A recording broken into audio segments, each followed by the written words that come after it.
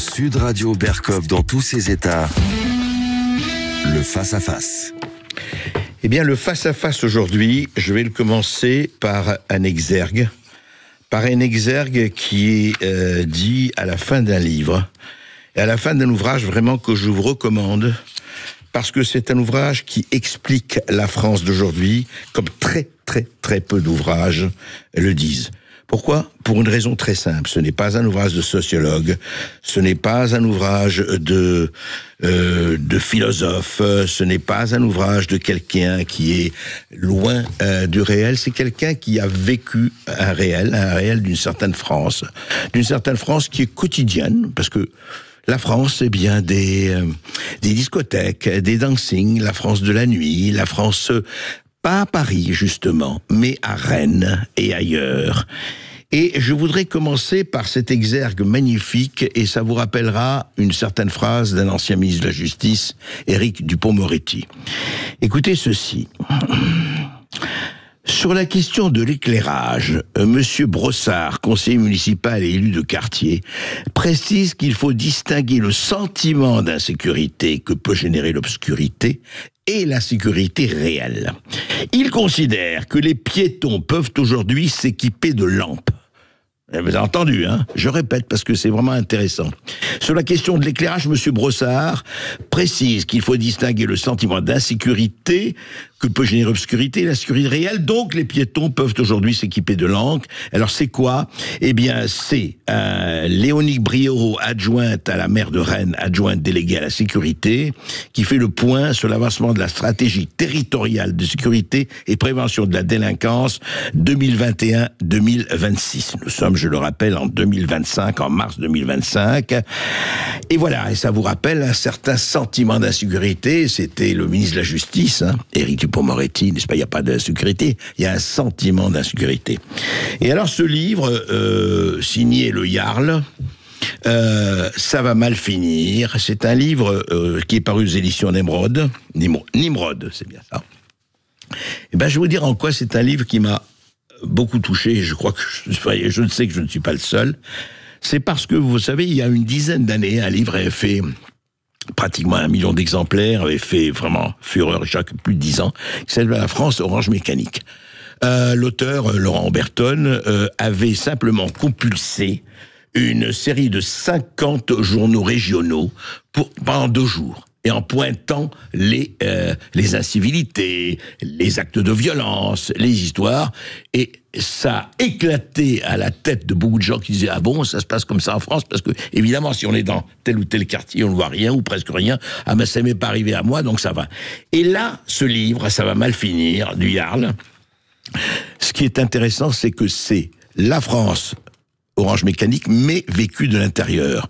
Donc, c'est-à-dire que c'est quelqu'un, le Yarl, et on va en parler avec lui, qui a vécu quotidiennement dans les divers établissements dont il s'est occupé, le dernier étant un établissement rue à Rennes, le 1128, le Life Club de Rennes, et ça se raconte, et c'est pour ça que c'est un livre unique, enfin à mon sens, qui se raconte de l'intérieur ce qui se passe.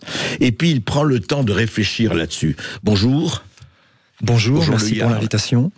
Dites-moi alors, juste rapidement, vous allez vous poser la question 100 000 fois.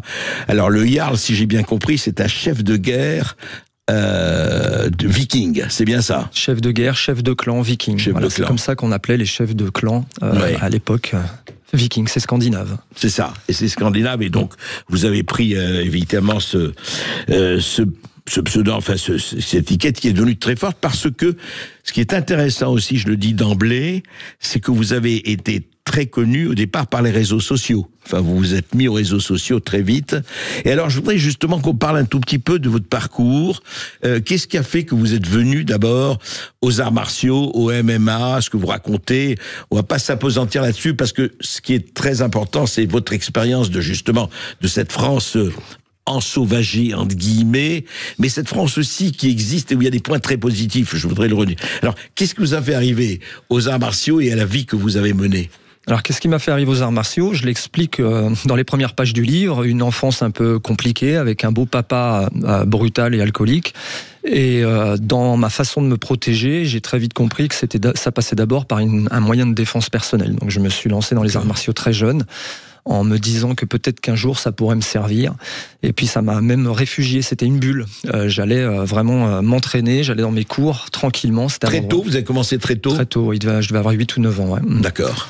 Et puis je n'ai jamais arrêté. Je me suis entraîné toute ma vie. C'est ce qui me permet de sortir de mon quotidien et d'être bien, en fait. Et vous continuez à le faire? Toujours. Tous les matins, je fais du sport. Tous les matins. D'accord. Et alors, vous avez vécu un certain nombre de choses. Dans votre livre, vous le racontez très bien. Un certain nombre d'affaires, de fitness, etc., que vous avez eu avec votre compagne, avec un certain nombre de gens. Et très vite, vous le racontez aussi, vous avez eu un sens ou un esprit de nécessité de l'équipe autour. Enfin, on fait rien seul, mais on fait des choses avec des gens. Et c'est venu comment, ça aussi? Je l'ai compris, pareil, aussi très tôt, très jeune. Alors ça paraît incroyable, mais je l'ai compris en faisant ma carrière militaire. Enfin, pas carrière, on appelle ça le service militaire. Ça n'existe plus aujourd'hui. Je l'ai fait avec les CRS, et j'ai compris très jeune que, en étant en groupe, en étant suivi par un leader, c'est-à-dire quelqu'un qui nous donnait ce qu'il y avait à faire, je me suis rendu compte qu'on était beaucoup plus fort, beaucoup plus. Ça entraînait un groupe, une équipe. Et c'est là que j'ai commencé à essayer de comprendre ce qui se passait chez les humains. Je me suis intéressé à tout ce qui est l'anthropologie humaine, et je suis un passionné des humains, donc je l'explique aussi souvent dans le livre, et tout ce que je fais n'a toujours eu qu'un rapport de compréhension, c'est-à-dire que dès que j'ai eu des soucis avec des individus en discothèque, dans des situations de rue et tout ça, j'ai toujours essayé j'ai toujours fait en sorte de comprendre le comportement de la personne que j'avais en face de moi pour pouvoir y répondre. Et c'est ce que j'ai fait, c'est ce que j'explique dans le livre, en fait. C'est que je ne fais pas un constat bête et sans réflexion. J'essaye de comprendre vraiment comment sont les gens, pourquoi ils sont comme ça, pourquoi ils sont devenus comme ça, d'où ils viennent. C'est très important d'où on vient, d'où viennent nos grands-parents, d'où viennent. Voilà, c'est très important de connaître sa lignée génétique. Vous savez, c'est ce que disait un philosophe mais qui a dit des choses très bien, peut-être d'autres. Vous savez, c'était la définition de la liberté par Sartre. On lui demandait, Sartre, vous avez écrit 400 bouquins sur la liberté, mais c'est quoi la liberté? Il dit, la liberté, c'est ce que vous faites de ce qu'on a fait de vous. Vous n'avez pas choisi vos parents, vous n'avez pas choisi votre éducation, mais après, c'est vous qui gérez, et c'est vous qui faites. Donc, vous avez, et j'en arrive à, effectivement, le fait que vous êtes occupé d'établissements nocturnes, hein, je veux dire, il y a eu le Venom, je crois. Le Venom, oui, c'était mon propre établissement. C'était votre propre établissement, et vous avez été patron de salle depuis 1997, je crois, non? Alors, le premier club de MMA, c'était en 97. Oui, j'étais très jeune, mais voilà, c'était le premier club. On n'appelait pas ça MMA d'ailleurs à l'époque, on appelait ça Free Fight. Ouais. Alors oui, c'est ça, Free Fight. Alors juste rapidement pour expliquer pour nos auditeurs et spectateurs, c'est quoi ce MMA, Mixed Martial Arts? Alors, par rapport aux arts martiaux connus, oui. Alors c'est un sport qui a défrayé la chronique pendant longtemps en France, parce qu'il a été très longtemps interdit en compétition mais pas en pratique, et c'est assez récemment finalement qu'on peut voir aujourd'hui d'ailleurs des combats à la télé, mais jusqu'en 2021 ce n'était pas possible. Ah oui, c'est très récent. C'est très récent, oui, voilà. Donc je l'explique aussi dans le livre, il y a un passage où on explique un peu l'évolution du MMA et comment ça a changé beaucoup de choses pour les pratiquants de sport de combat.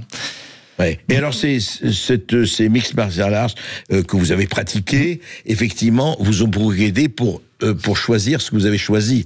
C'est-à-dire vous occupez, animer des lieux où les lieux nocturnes, par essence, bien sûr que ça se passe aussi la journée, mais par essence, il y a un certain nombre de choses qui s'exacerbent, notamment certaines violences, etc.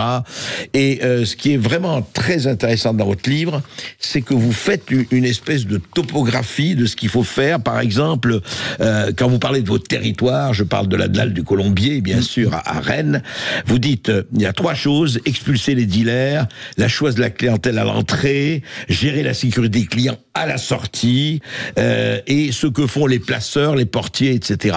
En fait, ce que vous tracez, c'est une véritable stratégie de la sécurité, stratégie d'espace, stratégie du temps. Et je voudrais que vous nous l'expliquiez un peu, parce que voilà, la réalité de la nuit dans un certain nombre d'endroits en France qui sont effectivement ce qu'on peut connaître. Et il y a effectivement une pédagogie. Et vous dites vous-même que quand vous êtes arrivé, notamment au 88, c'était un état de déliquescence assez total. Alors c'est les grandes places rennaises, hein. C'était pas spécialement devant cet établissement, mais les grandes places de grands passages à Rennes sont des endroits très compliqués aujourd'hui. Malheureusement, l'après-Covid a changé beaucoup de choses sur le visage rennais, et beaucoup de MNA, beaucoup de dealers. Les MNA, pour les gens qui savent pas, mineurs non accompagnés. Donc, dans les MNA, ils ne le sont pas tous, mais beaucoup sont malheureusement voleurs et agressent dans des situations compliquées. Et donc la dalle du Colombier était un lieu important pour eux de passage, puisqu'il y a 3 établissements de nuit à cet endroit-là, en fait, autour de ce lieu-là. Ouais. Donc 3 établissements, vous imaginez bien que c'est plusieurs milliers de personnes qui passent au même moment, au même endroit la nuit. Et donc les dealers, c'était, parce que ça ne l'est plus, mais c'était un des meilleurs endroits stratégiques pour pouvoir faire leur business. Et puis les MNA, encore plus facile, plus il y a de passages, plus ils ont des victimes potentielles. C'est ça, parce que vous dites dans les MNA, effectivement, il y a les violents, il y a les zonards, il y a diverses catégories. Il y a diverses catégories, ouais. Et voilà, et effectivement qu'il faut les gérer, il faut voir ça. Et on va en parler juste après cette petite pause. Je voudrais que vous nous racontiez, Charles, cette rencontre que vous avez eue avec cette France de l'insécurité et de la violence. Il n'y a pas que ça, bien sûr. Et surtout, les humains. Hommes, femmes, jeunes, vieux, et puis la police évidemment derrière et la justice derrière. C'est-à-dire que ce qui est intéressant, c'est que je dirais presque que ce que vous avez vécu, ces lieux, ce sont des pavés dans la mare, et ce qui se fait autour, c'est tout, quoi. C'est la société française dans son ensemble, et c'est pour ça que votre livre me paraît très intéressant de ce point de vue-là. On se retrouve tout de suite avec le Jarl après une petite pause. Sud Radio. Sud Radio Berkhof dans tous ses états, midi 14h. André Berkhof. Le Jarl, ça va mal finir aux éditions Nemrod. Justement, je voudrais que vous nous parliez de cette réalité-là, de ces réalités de la France que vous avez vécues notamment à Rennes et ailleurs, bien sûr. Mais vous parlez, c'est très intéressant, comment s'organise vraiment une boîte de nuit, des dancing, des discothèques où il y a à la fois des gens qui viennent, et beaucoup simplement pour s'amuser, pour passer un bon temps, pour jusqu'au bout de la nuit, comme on dit, comme dit la chanson, et d'autres qui viennent pour d'autres motifs, quelquefois castagner, quelquefois dealer, et puis autres, etc. Et vous êtes obligés de faire, vous êtes chargé avec une dizaine de personnes, ou plusieurs dizaines de personnes, de faire en sorte qu'il y ait le moins de dégâts possible, et que les gens arrivent ici, passent un bon moment et sortent en sécurité. Comment ça se passe? Comment on s'organise là-dessus? C'est toujours pareil, on regarde ce qui se passe, on analyse la situation, parce que la situation en 30 ans a énormément évolué. Ce que je faisais à l'entrée des boîtes dans les années, on va dire 2000, même 95, ça n'a absolument rien à voir avec ce qu'on fait aujourd'hui. Alors en quoi ça a évolué, justement? Alors je vais vous expliquer, très simple. Dans les années 2000, j'avais une histoire de dingue à raconter par an. Quand je dis une histoire de dingue, c'est une agression au couteau, une attaque avec un fusil de chasse, une histoire de dingue par an. Et d'ailleurs, le livre le démontre bien, parce que quand je donne des exemples, sur les premières années, j'ai 1-2 histoires à raconter par an. En 2025, j'ai à peu près 3 histoires de dingue à raconter par week-end. Par week-end. Voilà l'évolution. Et d'ailleurs, le livre aussi le montre, puisque toute la moitié du livre passe d'expérience en expérience de terrain, qui sont toutes plus dingues les unes que les autres. Et c'est ça qui surprend les gens et qui choque, c'est que la réalité aujourd'hui est choquante. Et malheureusement, c'est ce que vivent aujourd'hui une grande partie des gens qui sont dans les établissements de nuit et qui y travaillent. Mais malheureusement, il n'y a pas que les établissements de nuit. C'est la réalité aujourd'hui devenue des gens, et l'actualité le montre en permanence. Il y a la rue, le métro, partout, c'est ça. Partout. C'est le dernier en date ce week-end en Ille-et-Vilaine, Val d'Isée, c'est pas très loin de Rennes, à côté de Vitré. Il y a encore eu une attaque de jeunes qui sont venus à une soirée privée de sportifs, des basketteurs. Ça, c'était samedi nuit. Et ils sont arrivés avec des couteaux. Les premiers témoins disent qu'ils sont venus avec des couteaux. Il y a un papa qui est blessé au niveau du crâne. C'est quand je viens de lire les articles tout à l'heure dans le train, on n'est pas loin d'un crépole raté, là. Donc c'est dramatique, quoi. C'est-à-dire qu'en fait, c'est partout. Un établissement de nuit, j'ai surpris quand j'ai fait mes premières vidéos là-dessus en expliquant ça. C'est un peu, c'est comme un pays. En fait, l'intérieur de la boîte de nuit, n'importe laquelle, c'est comme un pays. On fait du multiculturel parce qu'en réalité, on fait rentrer énormément de gens différents. Il y a les frontières qui sont la porte. Exactement. Enfin, les portes, les frontières, c'est la porte. Les gens qui sont devant, donc les portiers et les physios, sont là, donc normalement censés comme des douaniers, censés surveiller ce qui va rentrer dans l'établissement de nuit. Et l'objectif, très simple, c'est pour réunir plein d'individus différents dans le même endroit, on doit quand même trouver quelque chose qui va tous les rassembler, qui va faire qu'ils vont pas se taper dessus. Et c'est ça la difficulté. Oui, et c'était genre, alors justement, continuons là-dessus, les gens qui sont venus dans les 30 ans que vous avez fait, et pas que le dernier à Rennes, ils venaient de partout. Est-ce qu'il y avait une véritable mixité ou pas? Ça a toujours été comme ça, la mixité a toujours existé. En revanche, évidemment, faut le dire, c'est qu'aujourd'hui, il y a encore plus de mixité qu'avant. C'est-à-dire qu'avant, quand on ouvrait une boîte, je dis n'importe quoi, mais dans les années 2000, par exemple, on va parler du maximum, puisque j'ai été au maximum pendant très très longtemps, de nombreuses années. Allez, on va dire que moi je parle toujours d'origine et tout ça. Ça fait moi je suis d'origine croate. Mon papa est croate. J'ai aucun problème avec ça. Il n'y a aucune raison de parler. Voilà. Évidemment, quand on faisait, c'était une grosse clientèle aussi. On faisait 1000 entrées. Quand on avait 900 personnes, on avait on avait sur 1000, on avait 900 personnes qui étaient vraiment. Je dis souvent, on avait des Frédéric, des Lucien. Enfin voilà. Et puis on pouvait avoir une centaine de personnes qui arrivaient avec des pays d'origine extérieure à la France. Et avec ça, on organisait nos soirées.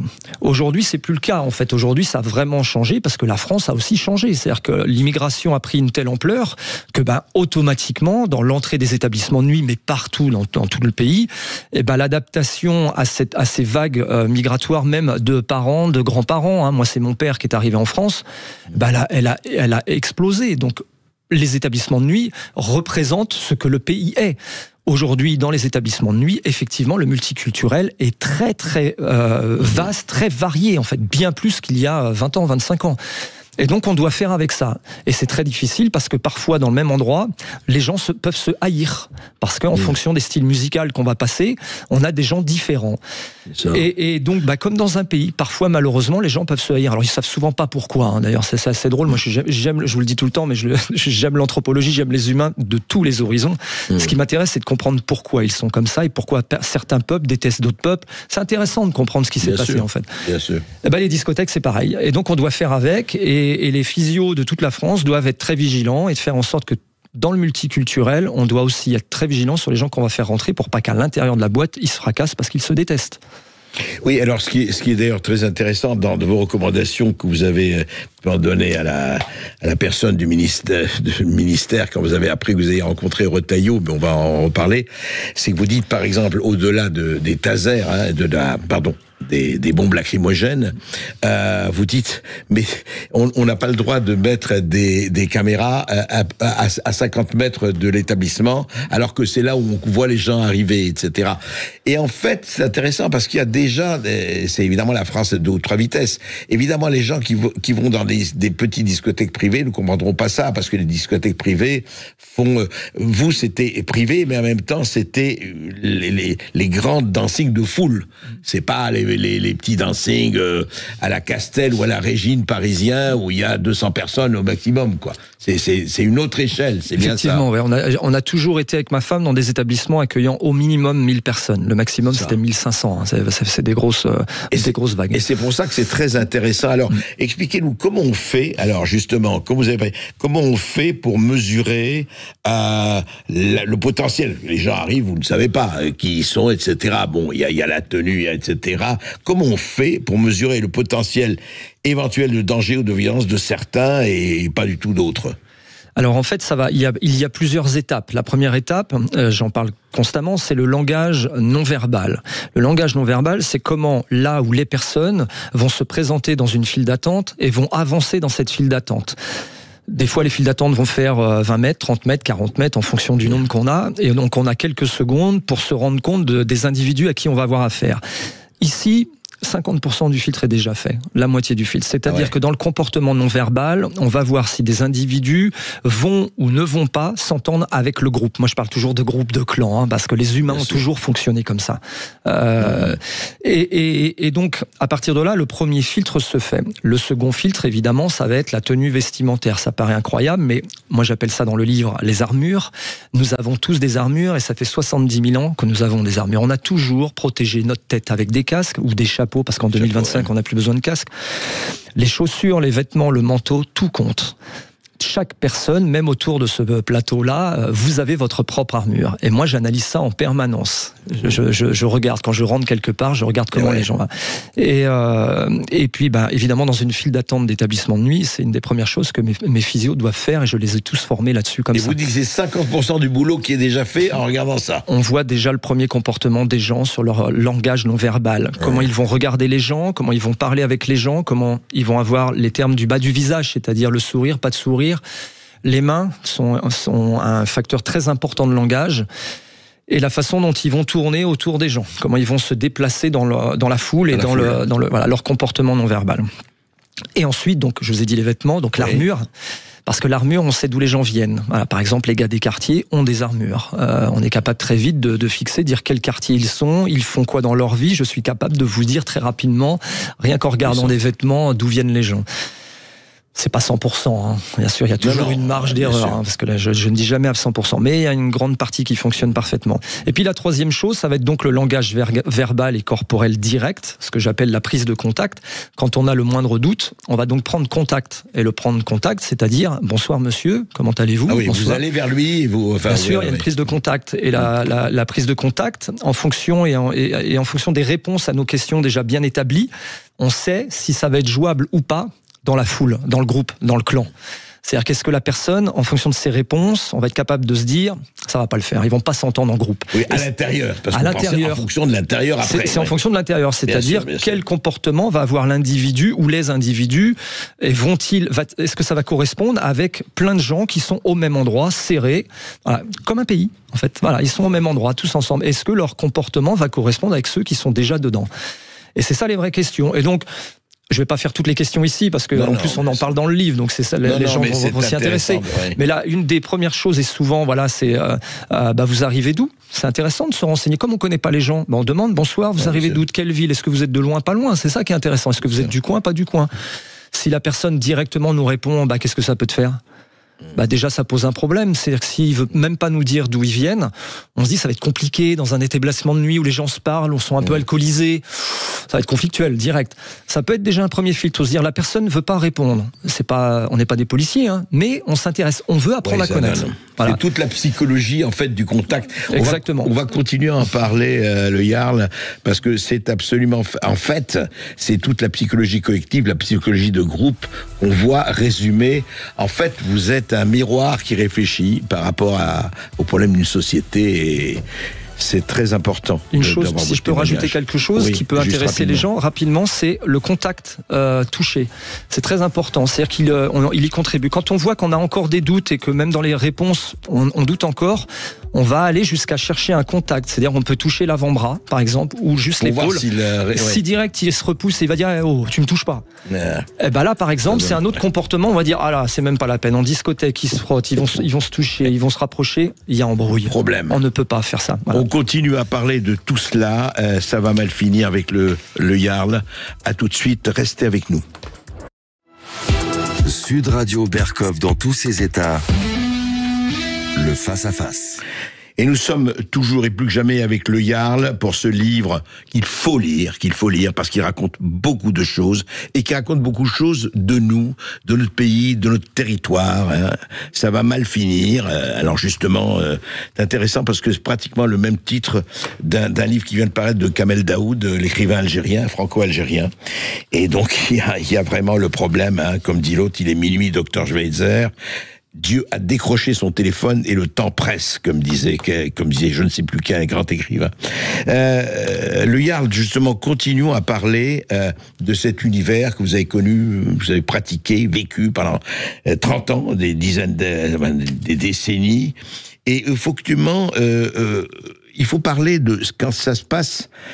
Et c'est très intéressant dans votre livre, par exemple, vous dites, à un moment donné, vous êtes obligé, comme n'importe quel politique, au bon sens du terme, et stratège à un bon sens du terme, vous êtes obligé, par exemple, de faire, non pas alliance, mais de faire un pacte de non-agression avec un certain nombre de petits dealers de la dalle de Colombier pour vous protéger des grands prédateurs qui, eux, étaient en train de complètement tuer le quartier.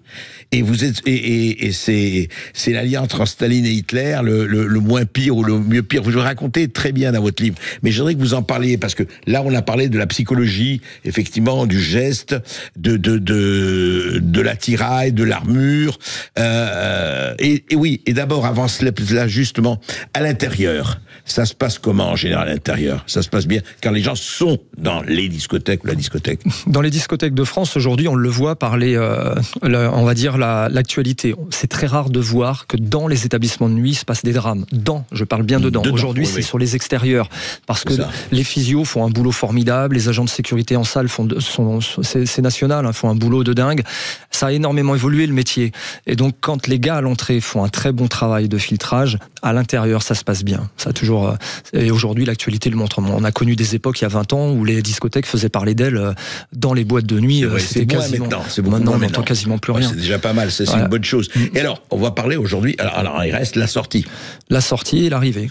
En fait, le trajet pour y aller, le trajet pour repartir chez soi. C'est ça qui craint aujourd'hui. Et le trajet pour repartir chez soi est presque plus grave, enfin, plus difficile que le trajet pour arriver. Oui, parce que tout simplement, on est des victimes encore plus faciles.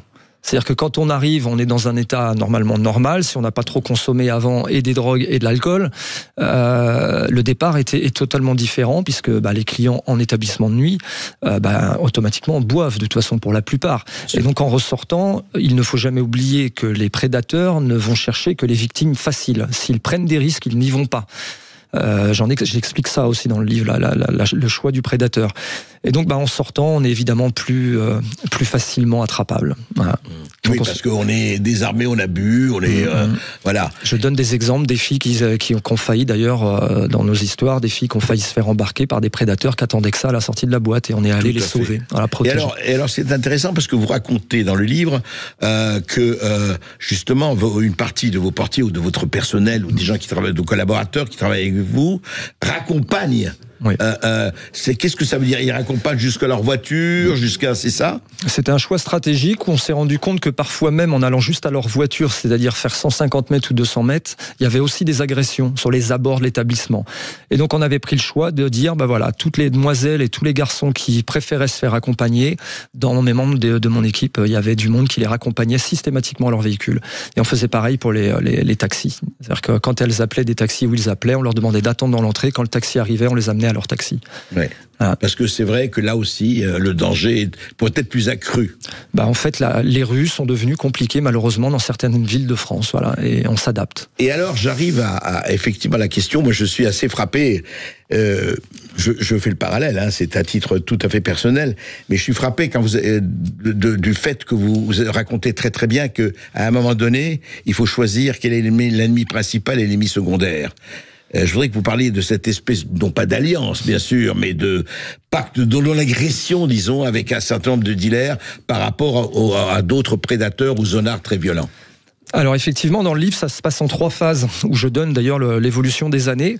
Et là, vous parlez de la deuxième phase. C'est-à-dire qu'il y a une première phase d'abord, où on essaye de faire partir tout le monde, on appelle la police vient, font des interpellations, que ce soit MNA ou dealer, et puis on se rend compte très rapidement que c'est compliqué parce que dès le lendemain, ils sont tous représents sur la dalle. Ils reviennent. On entend ça dans toute la France tout le temps. Je dis constamment, ils nous les laissent tous dehors. Voilà. Et donc, en fait, voilà. Et la deuxième phase dont vous parlez, c'est que je me suis rendu compte, comme je vous dis, j'analyse toujours le territoire, les comportements des gens, et je me suis rendu compte que les dealers étaient très emmerdés également par les MNA. Les MNA étant agressifs et violents quand on refuse de donner le portable ou le portefeuille, donnent des coups et mettent des gens très, très en danger. Les dealers, eux, à l'inverse, ne font pas ça. Eux, ils veulent du business. Ils veulent que ça se passe bien sur leur territoire à eux, pour pouvoir vendre tranquillement et qu'il n'y ait pas de problème.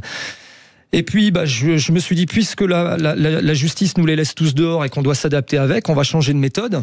Je suis allé voir les dealers, dont certains gérants. Il y a les gérants, ce qu'ils appellent les petits. Les petits, c'est ceux qui placent. Les gérants, ce sont ceux qui viennent relever les caisses le matin. C'est important, ça. D'accord, ça fonctionne comme une entreprise, hein, vraiment. Vous dire les petits, ce sont ceux qui... Ce sont ceux qui dealent sur place. Voilà, les gérants, eux... Et les gérants viennent ramasser le... Bien sûr, les gérants, c'est les plus... ils sont plus haut gradés. Voilà, on parle en termes de grade. Ils ont tous leur YARL. Hein. En fait, ça fonctionne, c'est toujours la hiérarchie. Territoire. Depuis la nuit des temps, tout est question de territoire. Bien sûr. Et donc, je me suis entendu, entre guillemets, avec des gérants pour dire, on va faire simple, on n'est plus en guerre entre nous, on vous laisse, on va dire 3 places, c'était 3 places exactement, 3 endroits stratégiques pour vous. La seule différence, c'est qu'on vous demande de nous empêcher de venir tous les MNA, parce que les MNA sont violents avec nos clients. Et les gens de passage, parce qu'il n'y avait pas que nos clients, il y avait ceux qui allaient aussi dans les autres établissements. Et ça a fonctionné pendant à peu près 1 an, ça marchait... plutôt pas mal, parce qu'ils faisaient ce qu'on n'avait plus besoin de faire, c'est-à-dire que dès qu'il y avait des MNA qui volaient sur la dalle, les dealers faisaient le travail à notre place. Voilà. Et pourquoi ça ne durait qu'1 an ? Parce qu'ensuite, Rennes a encore évolué dans les folies de violence entre dealers, et on a eu les fameux tirs à coups de calage dans la ville, on a eu énormément d'assassinats, parce qu'il y a eu des coups de couteau mortels, voilà. Et alors là, on s'est rendu compte qu'entre dealers, ils s'entretuaient même devant la dalle, où on s'est retrouvé un soir à soigner des dealers, c'est-à-dire qu'ils avaient des coupures, de coups de couteau au niveau des bras et du corps. Et là, je me suis dit, bon, là, ça se complique encore une fois. Ça, c'est la 3e phase où je l'explique dans mon livre, où là, il n'y a plus le choix. C'est que je suis obligé de regérer les gérants et dire, vous ne pouvez plus venir là, parce que là, on est même obligé, nous, de vous soigner. C'est-à-dire que là, c'est plus possible, en fait. Donc, une situation qui s'aggrave, quand même, à chaque fois. C'est aggravé. Qui monte d'un cran, Et puis, elle était montée vraiment dans un cran énorme à Rennes. Ouais. Qui aurait imaginé, il y a encore 5 ans, que des types se seraient tirés dessus dans la ville? Personne, en fait. Personne. Alors, comment ça se fait, vous? Encore une fois, c'est l'exercice d'un chapitre de votre livre qui me dit, mais sentiment d'insécurité, il n'y a aucun problème, il faut que les piétons aient des lampes. Comment on arrive... Non, mais oui, bien sûr. Comment on arrive là Comment on en arrive à là? En fait, c'est à force de gérer tous les problèmes avec des fleurs, on en arrive à ce que ceux qui sont violents le sont de plus en plus, et ceux qui sont censés nous protéger de cette violence sont de plus en plus dociles. Il y a quelque chose qui ne fonctionne plus dans notre système, en fait. Alors évidemment, l'utilisation de la violence est toujours à proscrire, je le dis sans arrêt, et que ce n'est jamais la meilleure des solutions. Mais qu'à un moment donné, on voit bien qu'aujourd'hui, tout ce qu'on fait depuis 30 ans ne fonctionne plus, et que eux deviennent de plus en plus violents et brutaux avec les gens qui nous... les gens normaux, et puis notre police n'a plus grand moyen d'action réelle, en fait. C'est compliqué. Tout le problème, juste pour parler de Rennes, en 2023, Rennes a recensé un total de 16 964 crimes et délits pour une population de 225 081 habitants. La ville affiche ainsi un taux de criminalité de 75,4 pour 1000 habitants. Ce qui est quand même... C'est énorme. Pour une ville de Rennes, c'est énorme. Ouais. Donc voilà, notre vrai problème aujourd'hui, et c'est ce que j'essaye tout au long du livre de l'expliquer, c'est-à-dire que la réponse n'est plus adaptée aujourd'hui à ce qui nous arrive. Et il faut vite changer les choses, parce que c'est de pire en pire pour les gens.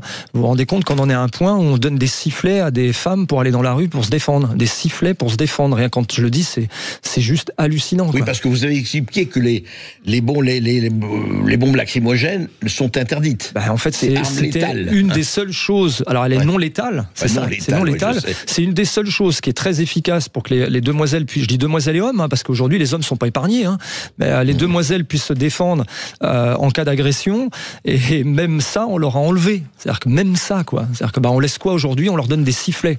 Et je le dis sans arrêt partout, mais les filles surtout ne sifflez pas dans un sifflet pour faire fuir des agresseurs. Au moment où vous allez siffler, l'agresseur va vous frapper pour vous faire arrêter de siffler, en fait. Il va atteindre directement le contact violent.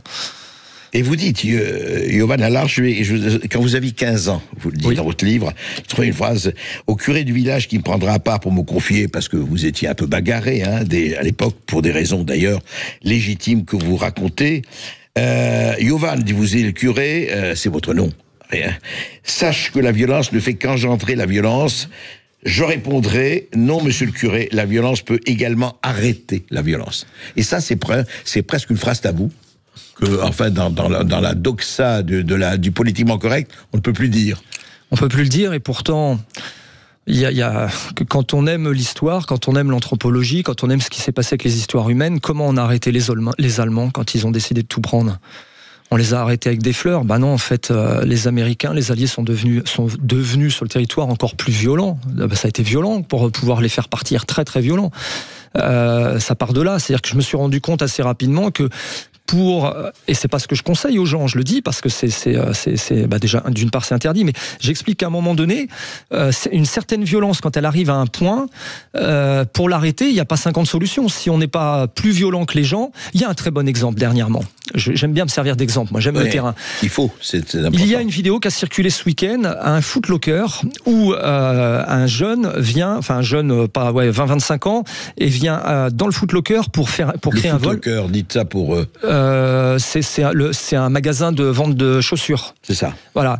Et il rentre dedans, il essaye de voler, s'interpose des vendeurs. L'individu essaye de devenir brutal avec un des vendeurs, et le vendeur fait quoi pour se sortir de l'affaire ? Il devient plus violent. Il se passe quoi ? Le voleur s'en va. Est-ce que ça, c'est grave de le dire ? Bah non, en fait, c'est ce qui s'est passé, ça a fonctionné. C'est-à-dire qu'on voit le vendeur se défendre, puis pas n'importe comment, il finit même par prendre la barre, on le voit sur la vidéo, une barre métallique, et il court après le voleur. Oui. Voilà, je sais que c'est pas... Et on voit dans ces cas-là, souvent, il faut le dire, la police a arrêté qui ? Le vendeur. On voit de fait. Non, mais ça, là, vous parlez vous prêchez à convaincu, je le sais, c'est toute ma vie. Vous connaissez ça, on l'a vu, on va continuer d'en parler. Hein. Et si je dis ça, au 0826 300 300, si vous voulez parler, intervenir avec le Jarl, n'hésitez pas. On se retrouve juste après cette petite pause. À tout de suite. Sud Radio Berkov dans tous ses états, midi 14h. André Berkov. Vous avez 2 appels, André, en attente. D'abord Emmanuel qui appelle de Pessac. Bonjour Emmanuel. Bonjour André, ça faisait longtemps, vous m'entendez bien ? Très bien Emmanuel. Parfait. On vous écoute. Bonjour à vous et bonjour au Jarl, parce que je connais pas son prénom, mais bon, je l'appelle comme ça parce que je le suis aussi. Moi j'ai vécu à Saint-Herblain, ça a été exactement la même chose qu'à Rennes, et je vis à Bordeaux aujourd'hui, c'est exactement la même chose. Ouais. Il y a un ensauvagement complet et surtout un laxisme total, et moi je discute beaucoup avec des gens qui sont sur les marchés, soit commerçants, soit tout simplement comme moi des citoyens, et en fait on a le sentiment réel, c'est qu'en fait la loi s'applique à ceux qui la respectent. Ah oui. On n'a plus du tout de garde-fous par rapport à ceux qui s'en foutent. Et nous, on est par contre matraqués de normes, de lois, Alors nous, regardez, on en avait discuté il y a quelques mois. La personne qui avait arrêté les voleurs qui étaient chez lui, avec sa femme, sa fille, cambrioleur. Il en avait maîtrisé un des deux. Il a pris plus cher que le voleur parce qu'on l'a accusé de séquestration. Alors, si c'est pas une volonté derrière, je sais pas comment ça s'appelle, parce que là, c'est dans la logique cartésienne, c'est juste pas possible. C'est vrai, Emmanuel. Le Jarl, qu'est-ce que vous réagissez ? En fait, j'entends bien exactement ces propos-là.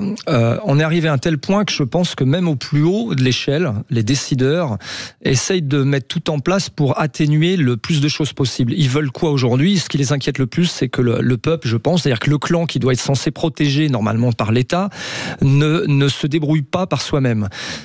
Toute l'histoire humaine et partout dans tous les peuples du monde ont toujours fonctionné comme ça. Si le peuple a l'impression, moi je parle de clan toujours, mais le clan a l'impression qu'il n'est plus protégé, mais c'est le peuple, alors... c'est incroyable, mais il décide de se défendre tout seul. Ça a toujours fonctionné comme ça. Et c'est un peu ce qui est en train de se passer progressivement et petit à petit en France. On s'en rend compte, et je pense que très très haut, dans ceux qui décident, que ce soit les préfets, les ministres, prennent toujours des décisions qui font qu'ils vont limiter cette possibilité de nous défendre nous-mêmes. Mais ça occulte une chose essentielle. Comment ça se fait qu'on se retrouve à être obligé de se défendre nous-mêmes ? C'est ça la vraie question. Et la question de l'autodéfense, elle est posée, et de la légitime défense, encore autre chose, elle est posée aussi. Je crois que nous avons aussi un deuxième appel de Richard, de Toulouse. Richard, bonjour. Bonjour à vous. Bonjour Richard. Oui, juste déjà, moi qui suis plutôt outdoor, je suis toujours sorti. Il y a 2 semaines, on était, pour pas le citer, au Planète Rock à Toulouse. Et en fait, avec ma compagne, on sortait beaucoup, et on tient à remercier les gens qui gèrent nos soirées. Parce que je pense qu'il n'y a pas grand monde capable de faire ça, et ça demande des compétences énormes. Voilà. Donc, outre ça, j'avais une question. Mon frère connaît un commissaire de police à Toulouse, et il lui a dit il y a 70 000 personnes qui devraient être en prison aujourd'hui qui sont dehors. Donc, ça augmente énormément la délinquance, on va dire, de moyenne criminalité. Ouais, on n'a pas de place de prison, donc ils sont dehors, donc on les relâche au bout de quelques jours, etc., etc. Hein. Et donc la question, c'est pourquoi ça? Mais en fait, je pense que si on veut cacher la déliquescence, parce que le nombre de personnes en prison, c'est vrai que le thermomètre de la sécurité et de la dégradation de notre société. Si on passe de ce 80 000 à 130, 140 000, c'est pas pareil. Oui, alors la prison, les prisons, le fait, vous dites, on les a tous, on nous les laisse tous dehors. Vous le dites, le Yard. On nous les laisse tous dehors. Je le répète sans cesse. Et encore une fois, toute l'actualité, il n'y a pas une semaine, on s'en rend pas compte. Il n'y a pas très longtemps à Rennes, un coup de couteau, encore une fois, parce qu'il y en a quasiment toutes les semaines maintenant à Rennes, un coup de couteau sur une terrasse d'un bar, un samedi soir ou un vendredi soir, j'ai plus le moment exact. On découvre que l'individu a 33 condamnations, pour la plupart pour de la violence. 33 condamnations. 33. Si là encore, on nous les laisse tous dehors, comment ça se fait qu'il est dehors?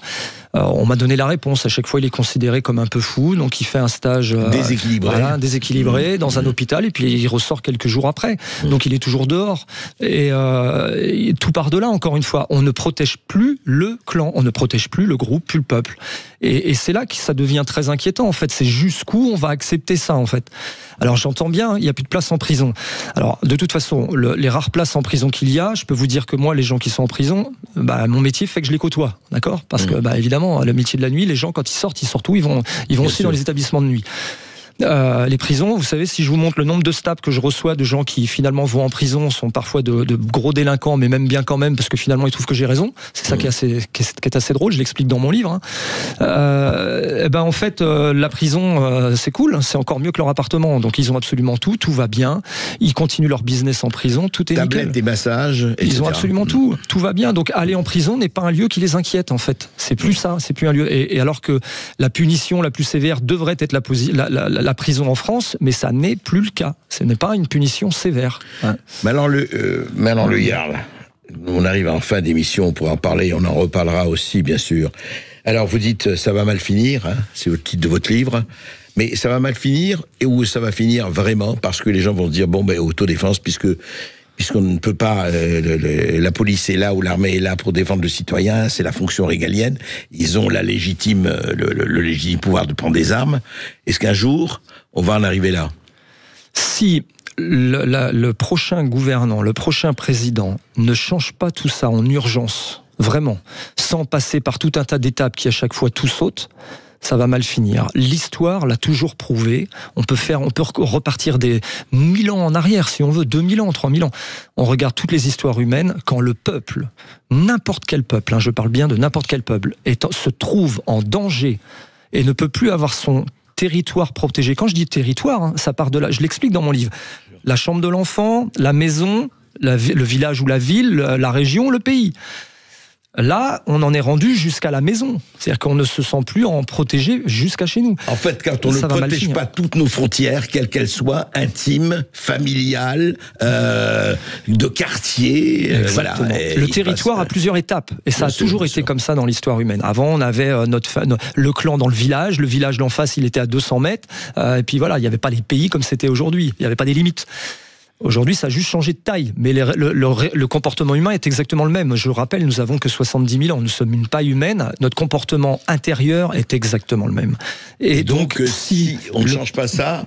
Si le prochain président met pas un gros coup de pied dans absolument tout le système, il ne décide pas de dire, les Français, dites-moi ce que vous voulez, sur à peu près 10 thèmes clairs. Oui, et allons-y, faisons ce qu'il y a à faire. Ça va péter, les gens en ont vraiment marre. Eh bien ça demande une colonne vertébrale. Espérons que le produit est toujours en vente en France ou sur le marché. On le saura. Merci Le Yarl. Je rappelle votre livre et je le recommande encore une fois. Ça va mal finir aux éditions Nemrod. Lisez-le parce que un homme averti en vaut 2, mais un peuple averti en vaut 100 000.